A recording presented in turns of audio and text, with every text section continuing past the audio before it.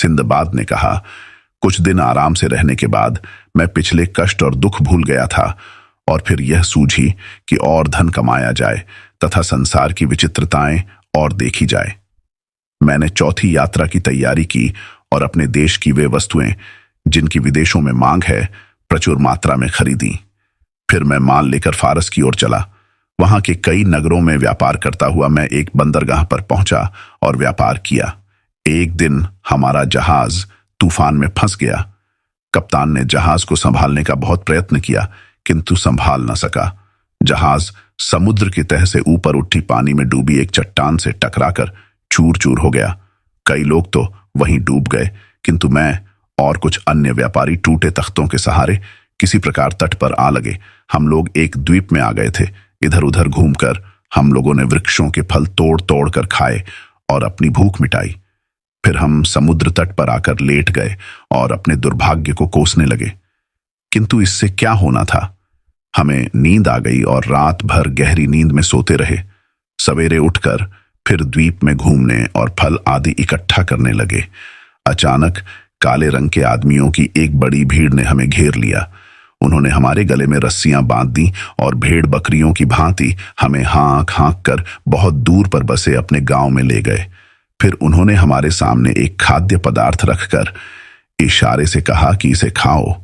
मेरे साथियों ने बगैर कुछ सोचे समझे उसे पेट भर खाया और तुरंत ही नशे में मतवाले हो गए। मैंने वह चीज बहुत कम खाई और काले लोगों की हरकतों को ध्यान से देखने लगा। मेरे साथी तो कुछ न समझ सके लेकिन मैंने समझ लिया कि इन लोगों की नीयत अच्छी नहीं है। फिर उन्होंने खाने के लिए हमें नारियल के तेल में पका हुआ चावल दिया। इस खाद्य से आदमी मोटे हो जाते हैं। मैं समझ गया कि काले लोगों का इरादा है कि हमें मोटा करें और फिर अपने कबीले की दावत करके हम लोगों का मांस पकाकर सब लोग खाएं। मेरे साथी तो नशे में खूब पेट भरकर खाते थे किंतु मैं बहुत थोड़ा खाता था ताकि मोटा न होऊं और नरभक्षियों का आहार न बनूं। मैं कम खाने और अपने प्राणों की चिंता में इतना दुबला हो गया कि बदन में हड्डी चमड़े के सिवाय कुछ न रहा। मैं दिन में उस द्वीप में घूमा फिरा करता था। एक दिन मैंने देखा कि गांव के सब लोग काम पर चले गए हैं। केवल एक बूढ़ा बैठा था। मैं अवसर पाकर भाग निकला। बूढ़े ने मुझे बहुत देर चिल्ला चिल्ला कर बुलाया किंतु मैं न रुका। शाम को गांव में लोग आए तो मेरी खोज में निकले किंतु तब तक मैं बहुत ही दूर निकल चुका था। मैं दिन भर भागता, रात में कहीं छुपकर सो जाता, रास्ते में फल आदि से भूख मिटाता या नारियल तोड़कर उसका पानी पी लेता जिससे भूख और प्यास दोनों शांत होती थी। 8वें दिन मैं समुद्र के तट पर पहुंचा। वहां देखा कि मेरी तरह के बहुत से श्वेत वर्ण मनुष्य काली मिर्च इकट्ठी कर रहे हैं क्योंकि वहां काली मिर्च बहुत पैदा होती थी। उन्हें देखकर मुझे बड़ी प्रसन्नता हुई और मैं उनके पास पहुंच गया। वे भी चारों ओर जमा हो गए और अरबी भाषा में मुझसे पूछने लगे कि तुम कहां से आ रहे हो। मैं अरबी बोली। सुनकर और भी हर्षित हुआ और मैंने विस्तार से उन्हें बताया कि जहाज टूटने पर हम लोग द्वीप के किसी अन्य तट पर लगे जहां से हमें बहुत से श्याम वर्ण लोग पकड़ कर ले गए। उन लोगों को यह सुनकर बड़ा आश्चर्य हुआ। वे बोले, अरे वे लोग नरभक्षी हैं, तुम्हें उन्होंने छोड़ कैसे दिया? मैंने उन्हें आगे का हाल बताया कि किस प्रकार कम खाकर और मौका पाकर भागकर मैंने जान बचाई। उन लोगों को मेरे जीते जागते बच निकलने पर अति आश्चर्य और प्रसन्नता हुई। जब तक उनका काम पूरा न हुआ मैं उनके साथ मिलकर काम करता रहा। फिर वे लोग मुझे अपने साथ जहाज पर लेकर अपने देश आए और अपने बादशाह के सामने मुझे यह कहकर पेश किया कि यह व्यक्ति नरभक्षियों के चंगुल से सही सलामत निकल आया है। बादशाह को जब मैंने अपना पूरा हाल सुनाया तो उसे भी सुनकर बड़ा आश्चर्य और प्रसन्नता हुई। वह बादशाह बड़ा दयालु प्रकृति का था। उसने मुझे पहनने के लिए वस्त्र तथा अन्य सुख सुविधाएं दी। बादशाह के कब्जे में जो द्वीप था वह बहुत बड़ा और धन धान्य से पूर्ण था। वहां के व्यापारी अन्य देशों में अपने यहाँ की चीजें ले जाते थे और बाहर के कई व्यापारी भी आते थे। मुझे आशा होने लगी कि किसी दिन मैं अपने देश पहुंच जाऊंगा। बादशाह मुझ पर बड़ा कृपालु था।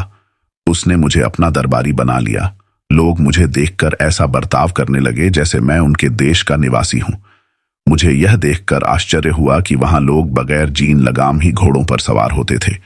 यहां तक कि बादशाह भी घोड़े की नंगी पीठ पर सवारी करता था। मैंने एक दिन बादशाह से पूछा कि आप लोग जीन लगाम लगाकर घोड़े पर क्यों नहीं चढ़ते। उसने कहा, जीन लगाम क्या होती है। उसने यह भी कहा कि मैं उसके लिए ये चीजें बना दूं।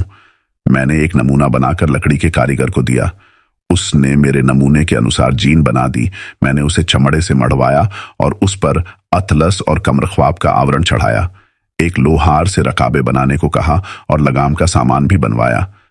जब सारा सामान तैयार हो गया तो मैं उसे घोड़े पर सजाकर घोड़ा बादशाह के सामने ले गया। वह उस पर सवार हुआ तो उसे बहुत प्रसन्नता और संतोष हुआ। उसने मुझे बहुत इनाम इकराम दिया और पहले से भी अधिक मुझे मानने लगा। फिर मैंने बहुत सी जीनें और लगामें बनवाकर राज्य परिवार के सदस्यों, मंत्रियों आदि को दी।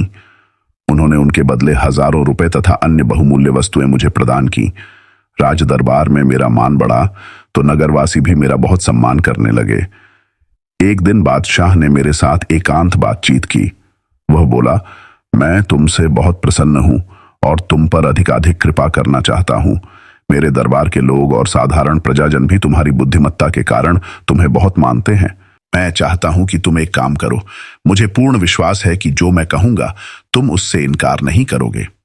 मैंने कहा, आप जो भी आज्ञा करेंगे वह मेरे हित में होगी, क्योंकि आपकी मुझ पर कृपा रहती है। मैं क्यों आपकी आज्ञा का उल्लंघन करूंगा। उसने कहा, मैं चाहता हूं कि तुम स्थायी रूप से यहां बस जाओ और अपने देश जाने का विचार छोड़ दो। इसलिए मैं यहां की एक सुंदर और सुशील कन्या से तुम्हारा विवाह करना चाहता हूं। मैंने सहर्ष इसे स्वीकार किया। उसने एक अत्यंत रूपवती और गुणवती नवयौवना से मेरा विवाह करा दिया। मैं उसे पाकर बगदाद में बसे अपने परिवार को भूल सा गया। कुछ दिनों बाद मेरे पड़ोसी की पत्नी बीमार हो गई और कुछ दिन बाद मर गई। पड़ोसी से मेरी अच्छी दोस्ती थी, इसलिए मातम पुरसी को उसके घर गया। वह आदमी अत्यंत शोक में डूबा था और उसके आंसू ही नहीं थमते थे। मैंने उसे समझाया कि वह धैर्य रखे। भगवान चाहेगा तो दूसरी शादी के बाद और अच्छा जीवन बीतेगा। उसने कहा, तुम कुछ नहीं जानते, इसीलिए ऐसी तसल्ली दे रहे हो। मैं तो 2-4 घंटे का ही मेहमान हूं। मैंने परेशान होकर उससे स्थिति स्पष्ट करने को कहा तो वह बोला, आज मुझे मृत पत्नी के साथ जीते जी दफन किया जाएगा। हमारे यहां बहुत पुराने जमाने से यह रस्म चली आ रही है कि पति मरता है तो पत्नी उसके साथ दफन कर दी जाती है और पत्नी मरती है तो पति को उसके साथ गाड़ दिया जाता है। अब मेरी जान बचने की कोई सूरत ही नहीं है। यहाँ के निवासी एकमत होकर इस रिवाज को स्वीकार करते हैं। कोई इसके विरुद्ध कुछ नहीं कर सकता। इस भयंकर रिवाज की बात सुनते ही मेरे होश उड़ गए। मैं उसी समय से अपने बारे में चिंता करने लगा, क्योंकि मेरा भी विवाह हो चुका था। थोड़ी देर में उसके सगे संबंधी एकत्र हो गए। उन्होंने कफन आदि का प्रबंध किया। उन्होंने औरत की लाश को नहला धुलाकर बहुमूल्य वस्त्र पहनाए और एक खुली अर्थी पर रख कर ले चले। उसका पति भी शोक सूचक वस्त्र पहने रोता पीटता उनके पीछे चला। सब लोग एक बड़े पहाड़ पर पहुंचे। वहां पर उन्होंने एक बड़ी चट्टान हटाई तो उसके नीचे बड़ा गहरा और अंधेरा गड्ढा दिखाई दिया। सब लोगों ने रस्सी के द्वारा अर्थी को गड्ढे की तह तक उतार दिया। उसके बाद मृत स्त्री के पति को भी गड्ढे में उतार दिया। उन्होंने उसके साथ 7 रोटियां और जल से भरा पात्र भी रख दिया और उसे उतारने के बाद गड्ढे का मुंह चट्टान से बंद कर दिया। वह पहाड़ बहुत लंबा चौड़ा था। उसके दूसरी ओर समुद्र था और उस ओर का क्षेत्र दुर्गम और निर्जन था। चट्टान को यथावत रखकर और पति पत्नी के लिए शोक करके सब लोग वापस हुए। मैं बहुत ही डर गया था और सोचता था कि ऐसी अमानुषिक रीति जो दुनिया के किसी देश में नहीं है, यहां क्यों मानी जाती है। किंतु जिससे भी बात करता वह इस रिवाज का समर्थन करता और मेरी बात को गलत कहता था। यहां तक कि जब मैंने बादशाह से बात की तो उसने कहा, सिंदबाद, यह हमारे बुजुर्गों की बहुत पुरानी चलाई गई रस्म है। मैं अगर चाहूं भी तो इसे रोक नहीं सकता। यह रस्म मुझ पर भी लागू होती है।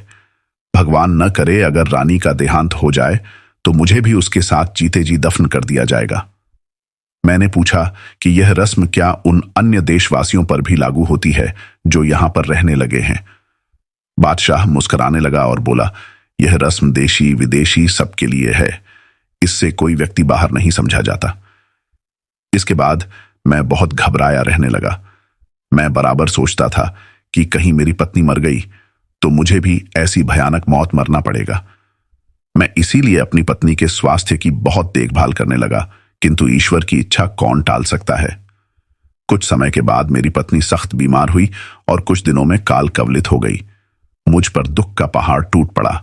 मैं सर पीटता था और कहता था कि मैं बेकार ही उस द्वीप से भागा। इस प्रकार जीते जी गाड़े जाने से कहीं अच्छा था कि नरभक्षी मुझे मार कर खा जाते। इतने में बादशाह अपने दरबारियों और सेवकों के साथ मेरे घर आया। नगर के अन्य प्रतिष्ठित व्यक्ति भी वहां एकत्र हो गए और उसे अर्थी पर रखकर लोग ले चले और उनके पीछे मैं भी रोता पीटता आंसू बहाता चला। दफन के पहाड़ पर पहुंचकर मैंने एक बार फिर अपने प्राण बचाने का प्रयत्न किया। मैंने बादशाह से कहा, स्वामी, मैं तो यहां का रहने वाला नहीं हूं, मुझे यह कठोरतम दंड क्यों दिया जा रहा है? मुझ पर दया करके मुझे जीवन प्रदान कर दीजिए। मैं अकेला भी नहीं हूं, मेरे देश में स्त्री बच्चे मौजूद हैं, उनका ख्याल करके मुझे छोड़ दीजिए। मैंने 1000 फरियाद की, किंतु बादशाह या अन्य किसी व्यक्ति को मुझ पर दया न आई। पहले मेरी पत्नी की अर्थी को गड्ढे में उतारा गया, फिर मुझे एक दूसरी अर्थी पर बिठाकर मेरे साथ रोटियां और पानी का घड़ा रखकर उतार दिया गया और गड्ढे पर चट्टान को वापस रख दिया गया। वह कंधरा लगभग 50 हाथ गहरी थी। उसमें उतरते ही वहां उठने वाली बदबू से, जो लाशों के सड़ने से पैदा हो रही थी, मेरा दिमाग फटने लगा। मैं अपनी अर्थी से उठकर दूर भागा। मैं चीख चीख कर रोने लगा और अपने भाग्य को कोसने लगा। मैं कहता था, भगवान जो करता है उसे अच्छा ही कहा जाता है, जाने मेरे इस दुर्भाग्य में क्या अच्छाई है। मैं 3 यात्रा के कष्टों और खतरों से भी चैतन्य नहीं हुआ और फिर मरने के लिए 4थी यात्रा पर चला आया। अब तो यहां से निकलने का कोई रास्ता ही नहीं है। इसी प्रकार मैं घंटों रोता रहा, किंतु सुख हो या दुख, मनुष्य को भूख तो सताती ही है। मैं नाक मुंह बंद करके अपनी अर्थी पर पहुंचा और थोड़ी रोटी खाकर पानी पिया। कुछ दिनों इस तरह जिया। रोटियां खत्म हो गईं तो सोचा कि अब तो भूखा मरना ही है। इतने में ऊपर उजाला हुआ। ऊपर की चट्टान खोलकर लोगों ने एक मृत पुरुष और उसके साथ उसकी विधवा को गड्ढे में उतार दिया। जब लोग चट्टान बंद कर चुके तो मैंने एक मुर्दे की पांव की हड्डी उठाई और चुपचाप पीछे से आकर स्त्री के सिर पर उसे इतनी जोर से मारा कि वह गश खाकर गिर पड़ी। मैंने लगातार चोटें करके उसे मार डाला और साथ रखी हुई रोटियां और पानी लेकर अपने कोने में चला गया। 2-4 दिन बाद एक आदमी को उसकी मृत पत्नी के साथ उतारा गया। मैंने पहले की तरह आदमी को खत्म करके उसकी रोटियां और पानी ले लिया। मेरे भाग्य से नगर में महामारी पड़ी और रोज 2-1 लाशें और उसके साथ जीवित व्यक्ति आने लगे, जिन्हें मारकर मैं उनकी रोटियां ले लेता। एक दिन मैंने वहां ऐसी आवाज सुनी जैसे कोई सांस ले रहा हो। वहां अंधेरा तो इतना रहता था कि दिन रात का पता नहीं चलता था। मैंने आवाज ही पर ध्यान दिया तो सांस के साथ पांवों की भी हल्की आहट आई। मैं उठा तो मालूम हुआ कि कोई चीज एक तरफ दौड़ रही है। मैं भी उसके पीछे दौड़ा। कुछ देर इसी प्रकार दौड़ने के बाद मुझे दूर एक तारे जैसी चमक दिखाई दी जो झिलमिला सी रही थी। मैंने उस तरफ दौड़ना आरंभ किया तो देखा कि एक इतना बड़ा छेद है जिसमें से मैं बाहर जा सकता हूं। वास्तव में मैं पहाड़ के दूसरी ओर के ढाल पर निकल आया था। पहाड़ इतना ऊंचा था कि नगर निवासी जानते ही नहीं थे कि उधर क्या है। उस छेद में से होकर कोई जंतु मुर्दों को खाने के लिए अंदर आया करता था और उसी के सहारे मुझे बाहर निकलने का रास्ता मिला। मैं उस छेद से बाहर खुले आकाश के नीचे आ निकला और भगवान को उनकी अनुकंपा के लिए धन्यवाद दिया। मुझे अब अपने बच्चे निकलने की आशा हो गई थी। अब मैंने कुछ सोचना आरंभ किया, क्योंकि अभी तक तो मुर्दों की दुर्गंध के कारण कुछ सोच नहीं पाता था। थोड़ा थोड़ा भोजन करके मैंने इतने दिन तक किसी प्रकार अपने को जीवित रखा था। मैं एक बार फिर जी खड़ा करके उस मुर्दों की गुफा में घुस गया। बहुत से मुर्दों के साथ बहुमूल्य रत्नभूषण आदि रख दिए जाते थे। मैंने टटोल टटोल कर अंदाज से बहुत से हीरे जवाहरात इकट्ठे किए। मुर्दों के कफनों ही में उनकी अर्थियों की रस्सियों से हीरे जवाहरात की कई गठरियां बांधी और एक एक करके उन्हें बाहर ले आया, जहां से सामने समुद्र दिखाई देता था। मैंने समुद्र तट पर 2-3 दिन फल फूल खाकर बिताए। चौथे दिन मैंने तट के पास से एक जहाज गुजरता देखा। मैंने पगड़ी खोलकर उसे हवा में उड़ाते हुए खूब चिल्लाकर आवाजें दी, जहाज के कप्तान ने मुझे देख लिया। उसने जहाज रोककर एक नाव मुझे लेने को भेजी।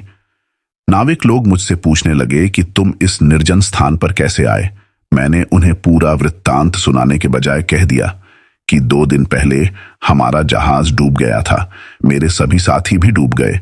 सिर्फ मैं कुछ तख्तों के सहारे अपनी जान और कुछ सामान बचा लाया। वे लोग मुझे गठरियों समेत जहाज पर ले गए। जहाज पर कप्तान से भी मैंने यही बात कही और उसकी कृपा के बदले उसे कुछ रत्न देने लगा, किंतु उसने लेने से इनकार कर दिया। हम वहां से चलकर कई द्वीपों में गए। हम सरान द्वीप से 10 दिन की राह पर स्थित नील द्वीप गए। वहां से हम कली द्वीप पहुंचे, जहां शीशे की खानें हैं और हिंदुस्तान की कई वस्तुएं, ईख, कपूर आदि भी होती हैं। कली द्वीप बहुत बड़ा है और वहां व्यापार बहुत होता है। हम लोग अपनी चीजें खरीदते बेचते कुछ समय के बाद बसरा पहुंचे, जहां से मैं बगदाद आ गया। मुझे असीमित धन मिला था। मैंने कई मस्जिदें आदि बनवाई और आनंद पूर्वक रहने लगा। यह कहकर सिंदबाद ने हिंदबाद को 400 दीनारें और दी और दूसरे रोज भी आने को कहा। अगले दिन सब लोग फिर एकत्र हुए और भोजनोपरांत सिंदबाद ने अपनी 5वीं यात्रा का वर्णन शुरू किया।